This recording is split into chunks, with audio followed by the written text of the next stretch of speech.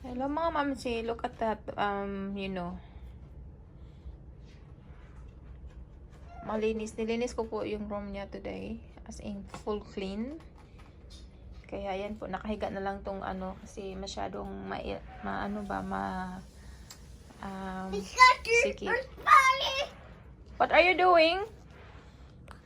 Aiden, what are you doing? Are you reading? Are you reading? Yeah, so, tingnan nyo po.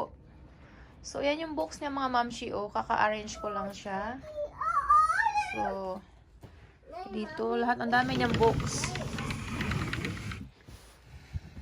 So, ayan yung box niya. Ang daming box. Too many box. Yeah. So, yung favorite box niya, doon ko po nilagay sa head side. Sorry, excuse me, very rude. So, ganyan na po nilagay ko yung toys niya.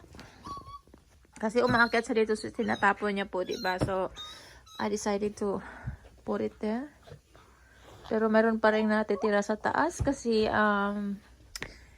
sobrang dami na siguro.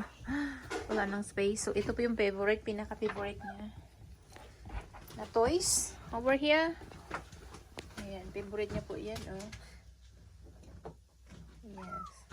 So, and then ito, heat pack niya ang sa akin. So, ito po yung favorite niyang book. Ayan natin.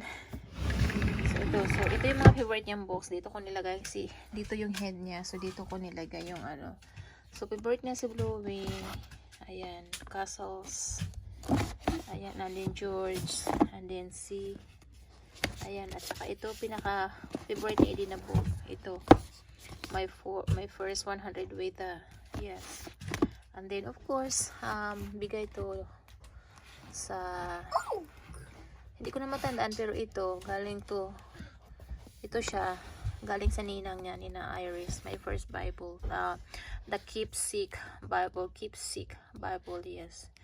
So, mayroon siyang ganyan, tapos, ito, I think,